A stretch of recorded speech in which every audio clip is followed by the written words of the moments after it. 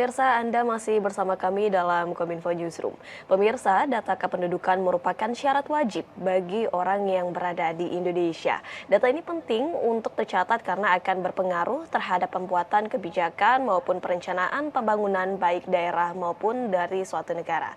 Pengurusan administrasi ini, data kependudukan tentu harus memudahkan masyarakat, seperti yang dilakukan oleh pemerintah Kabupaten Banjar, Kalimantan Selatan.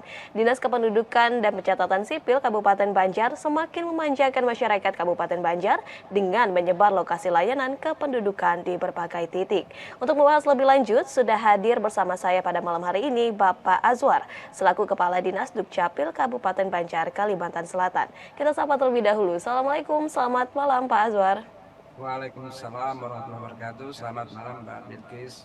Ya, Pak Azwar, sebelum kita berbicara lebih lanjut ini terkait dengan diseminasi informasi kepada masyarakat Kabupaten Banjar, mengapa kiranya masyarakat ini perlu tercatat secara administrasi dan kiranya apa manfaat dari adanya data kependudukan ini, Pak Azwar? Baik, selamat malam. Assalamualaikum warahmatullahi wabarakatuh para pemirsa. Bahwa data kependudukan yang diperoleh dari hasil pencatatan administrasi kependudukan oleh Dinas Dukcapil memiliki manfaat yang sangat banyak dan sangat penting pada saat ini.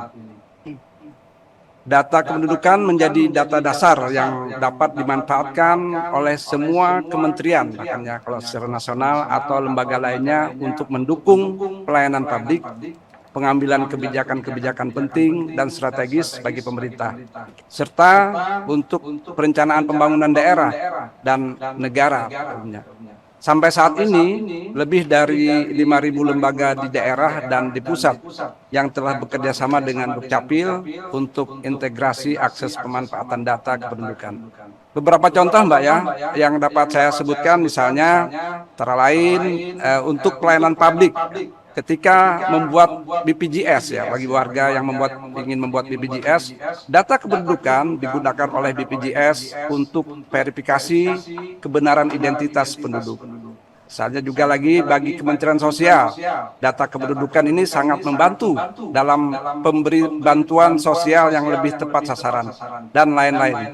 Nah, sementara itu, dokumen kependudukan yang diterbitkan oleh Dinas Dukcapil seperti kartu keluarga, KTP-L, akta kelahiran, akta kematian, dan lainnya menjadi dasar dalam semua pelayanan. Ini bisa kita lihat ketika berurusan misalnya di bank, di BPJS, membuat SIM, mendaftar sekolah, dan lainnya, pasti akan diminta kartu keluarga, KTP, atau akta kelahiran.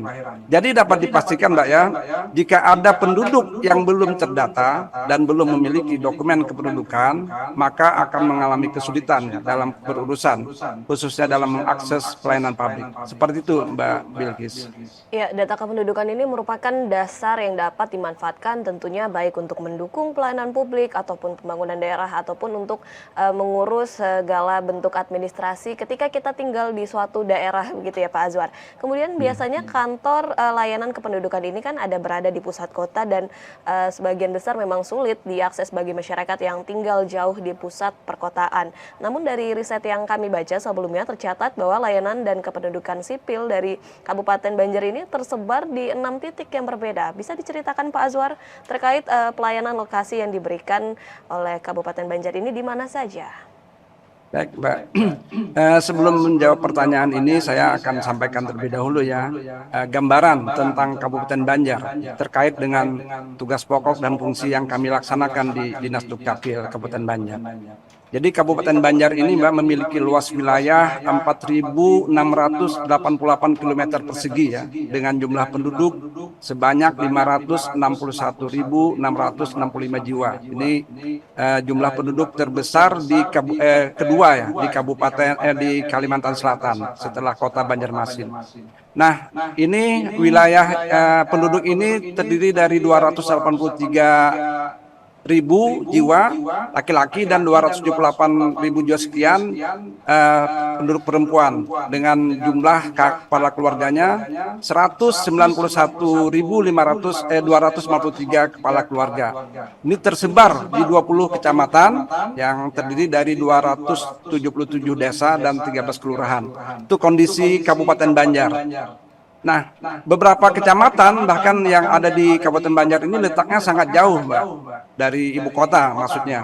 Bahkan harus melewati kabupaten atau 2 kota lainnya untuk sampai di pusat kota. Artinya kita mau ke kecamatan itu melalui 2 kabupaten atau kota yang harus kita lewati.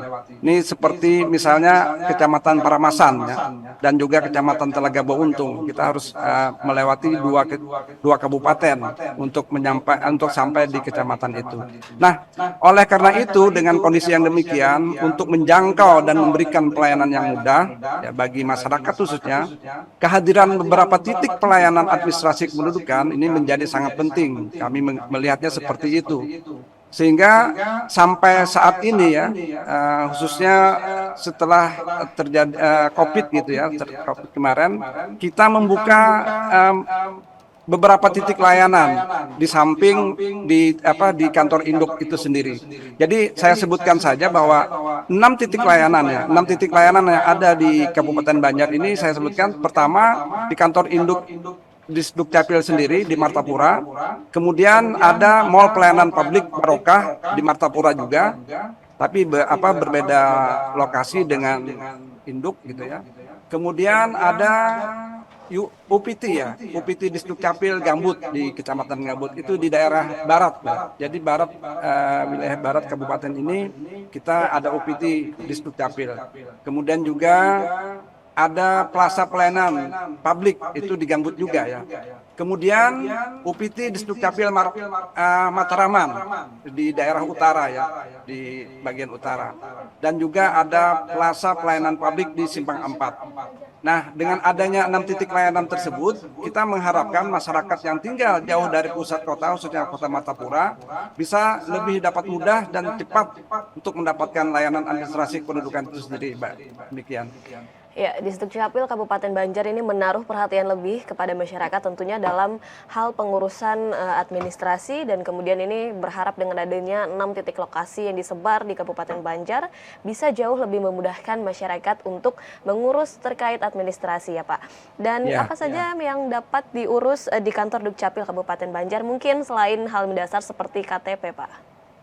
Oh iya, jadi ada 24 dokumen kependudukan yang merupakan output dari pelayanan administrasi kependudukan di dinas kami ya, Dinas Dukcapil khususnya, mungkin secara nasional juga seperti itu, ada 24 dokumen kependudukan. Nah, salah satunya yaitu tadi KTPL, selain itu ada kartu keluarga, surat keterangan pindah WNI ya, kami sebut SKPWNI gitu, kemudian kartu identitas anak, kemudian akta kelahiran, akta kematian, akta perkawinan, dan akta perceraian bagi non-muslim, dan juga ada akta pengesahan anak, pengangkatan anak, dan lain-lain. Ada 24 dokumen yang kami layani untuk memberikan pelayanan di Dinas Dukcapil. Demikian. Iya, apakah dari dokumen-dokumen yang sebelumnya disebutkan tadi, apakah sebagian besar sudah berbasis digitalisasi begitu Pak? Bisa diurus melalui suatu aplikasi begitu, selain tersebar di 6 titik tadi, apakah sudah ada yang berbasis digitalisasi Pak? Benar sekali Mbak, seiring dengan kemarin ya, mungkin itu kita ada juga, saya menyebutnya ada pemicunya dari setelah kita menghadapi COVID kemarin, kan pelayanan terus jalan gitu.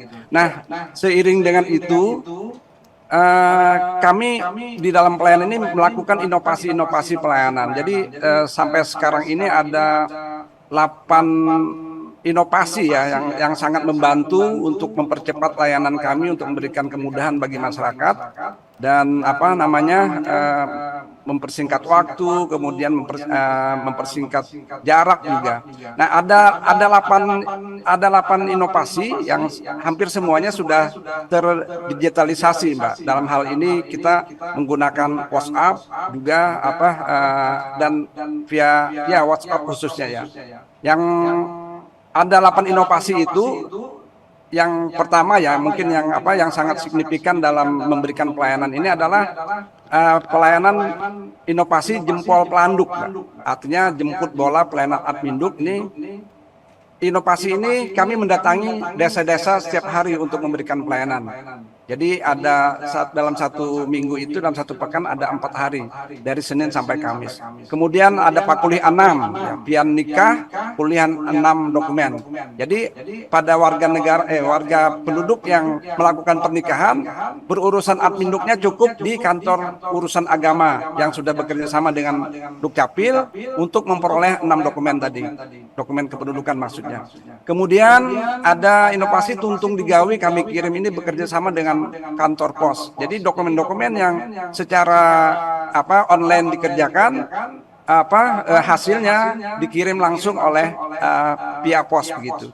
Kemudian ada inovasi gangan manis, ini bekerja sama dengan kantor dengan pengadilan negeri, ya, dengan pengadilan negeri Martapura. Ini ganti nama, ganti ngaran mudah, cepat dan praktis. Jadi penduduk yang ingin mengganti namanya atau merubah namanya yang ada di akta kelahiran cukup berurusannya di pengadilan negeri saja, seperti itu. Secara online kami bisa menerbitkan kependudukan atau nama yang sudah diganti oleh pengadilan, seperti itu.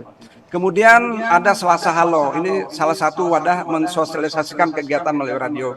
Kemudian ada Tambak Udang juga, ini salah satu inovasi yang menjadi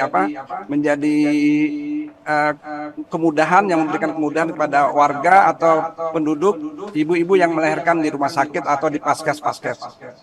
Kemudian untuk Intan Banjar, ya, Intan Banjar isbat nikah dapat akta kelahiran. Ini juga satu inovasi yang bekerja sama dengan Pengadilan Agama dan juga KUA, di mana kita bersama-sama setelah dilakukan isbat nikah, pada warga yang melakukan isbat nikah itu diberikan dokumen kependudukan secara langsung pada waktu itu juga.